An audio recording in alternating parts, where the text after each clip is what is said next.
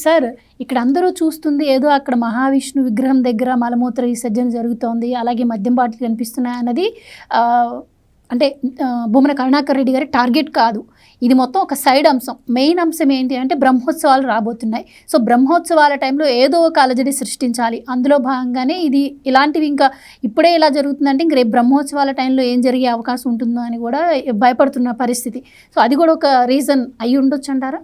జనరల్గా మామూలుగా ఏంటి అంటే మామూలుగా ఈ విగ్రహాలు తయారు చేస్తారు కదా, విగ్రహాలు తయారు చేసేటప్పుడు అవి కింద పడుకోబెట్టే ఉంటాయి. ఆ తర్వాత వాటి చుట్టూతో కూడా రాళ్ళ అవన్నీ చెక్కిన అవన్నీ కూడా చిప్స్ అన్నీ కూడా ఉంటాయి. అంతే కదా, సహజంగా ఎక్కడైనా ఉండేది అంతే కదా. గణేష్ విగ్రహాలు తయారు ఎట్లయినా అట్లాగే ఉంటుంది. ఆ తర్వాత ఆ విగ్రహాన్ని తీసుకెళ్ళి టెంపుల్లో పెట్టిన తర్వాత ప్రాణ ప్రతిష్ఠ చేస్తారు. ప్రాణ ప్రతిష్ఠ చేసిన తర్వాత ఆ విగ్రహానికి పవిత్రత వస్తుంది. అంటే దాని పేరే ప్రాణ ప్రతిష్ఠ. ఆ ప్రాణ ప్రతిష్ఠ జరిగితే అందులోకి దేవుడు వచ్చినంత వరకు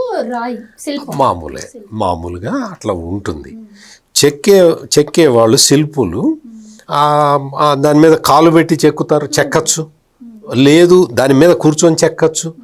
ఎట్లయినా చేయొచ్చు. నువ్వు దేవుడి మీద కూర్చుంటావా అంటే ఇంకా చెక్కలేదు కదా. ఇంకా చెక్కిన తర్వాత ప్రాణ ప్రతిష్ఠ అయిన తర్వాత ఇది. ఇప్పుడు ఈ విషయాలన్నీ మీకు నాకు తెలుసు, లేకపోతే మేడంకి తెలుస్తుంది, భూమన కరుణాకర్ రెడ్డి గారికి తెలుస్తుంది. భూమన కరుణాకర్ రెడ్డికి ఈ విషయాలు హైందవ ధర్మానికి సంబంధించిన విషయాలు తెలిసే అవకాశం లేదు. అందుకని ఇప్పుడు ఆ శనీశ్వరుడి విగ్రహాన్ని అక్కడ చేశారు, ఆర్డర్ ఇచ్చాడు, చేశారు, అక్కడ పెట్టాడు, అతను వచ్చి తీసుకెళ్ళలేదు. అసలు టీటీడీ ఎంత నిర్లక్ష్యంగా ఉన్నా కూడా అంత పెద్ద విగ్రహం అక్కడ పడిపోయి ఉంటే ఏ అధికారి చెయ్యరు. ఇంకా అసలు ఇంకొకటి ఏంటంటే అది ప్రైవేటు అతను ఎవరో శిల్పి తయారు చేసింది. నువ్వు దాన్ని తీసుకెళ్ళి టీటీడీ తీసుకెళ్ళి ఎక్కడన్నా పెట్టింది అనుకో, ఆ శిల్పి ప్రైవేట్ శిల్పి నా విగ్రహాన్ని నువ్వు తీసుకెళ్తా అనడా అది ఇక్కడ ఉంటుంది అన్నమాట. అంటే ఇటువంటి విషయాలన్నీ కూడా ఇన్హరెంట్గా అక్కడ ఉంటాయి. కానీ భూమన కరుణాకర్ రెడ్డికి ఏంటి అంటే దీన్ని ఒక సమస్యగా సృష్టించాలి. ఆ సమస్యగా ఇప్పుడే ఎందుకు సృష్టించాలంటే ఇంకొక 15-20 రోజుల్లో బ్రహ్మోత్సవాలు అంకురార్పణ జరగబోతున్నది. బ్రహ్మోత్సవాలకి అంకురార్పణ జరిగే లోపల ఇటువంటివి మనం ప్రచారం చేస్తే, భక్తుల మనోభావాలని గాయపరిస్తే మనకి ఒక కడుపు మంట తీరుతుంది, మనకు ఒక కక్ష తీరుతుంది. మీరు అడిగిన ప్రశ్న చాలా అప్రాప్రియేట్ క్వశ్చన్. ఇది నేను కూడా టీటీడీ వాళ్ళందరికీ కూడా చెప్తూ ఉన్నాను. నేను బ్రహ్మోత్సవాల సందర్భంగా ఇటువంటి గొడవలు సృష్టించే వాళ్ళు అంటే భూమన కరుణాకర్ రెడ్డి ఇప్పుడు ఈ చిన్న గొడవతోటి మొదలుపెట్టాడు. ఇటువంటి గొడవలు సృష్టించటానికి ఈ వైసీపీ ముఠాలన్నీ పనిచేస్తుంటాయి. మీరు పోలీసులు, మీరు తిరుపతి టీటీడీ విజిలెన్సు వీళ్ళు సరిపోరు. మీరు లోకల్ పోలీసులు, ఈ లోకల్ పోలీసులకి సంబంధించిన వ్యవస్థ మొత్తం కూడా అప్రమత్తంగా ఉండాలి. ట్రబుల్ మేకర్స్ ఎవరైనా ఉంటే భూమన కరుణాకర్ రెడ్డి ఈ శిష్య పరమాణువులు కొంతమంది ఉంటారు అక్కడ, లంపెన్ ఎలిమెంట్స్, గంజాయి బ్యాచ్, వాళ్ళందరి మీద కన్నేసి వాళ్ళందరినీ బ్రహ్మోత్సవాలకి ఇంకో 15 రోజులు 20 రోజులు ఉందనగానే వీళ్ళందరినీ మూసేయండి. మీ వైపు భక్తులందరూ ఉంటారు. ఎందుకంటే ఈ రౌడీ షీటర్లు లేదు ఇక్కడ అసాంఘిక శక్తులు వీళ్ళందరినీ కూడా మీరు హౌస్ అరెస్ట్ చేస్తారా లేకపోతే మీరు ఏం చేస్తారో చేయండి. ఎందుకు అంటే పవిత్రమైన బ్రహ్మోత్సవాలు నిరాటంకంగా జరగాలి. అసలు మామూలుగా వీళ్ళందరూ ఉంటే దాన్ని కూడా సంశయాత్మకంగా మారవటానికి ప్రయత్నం చేస్తారు. అందుకని మొత్తం పోలీసు వ్యవస్థ అంతా కూడా అప్రమత్తంగా ఉండాలి. నేను ఒక శ్రీవారి భక్తుడిగా నేను కొంచెం ఆవేదనతోటి ఇవన్నీ చెప్తున్నాను. కానీ అక్కడ ఆల్రెడీ వీళ్ళకి మొగుడు వచ్చున్నాడు అక్కడ, సుబ్బారాయుడు వచ్చున్నాడు అక్కడ. అందుకే వీళ్ళకి భయం, వీళ్ళకి అనుక్షణం భయం. సుబ్బారాయుడిని చూస్తే వణుకు.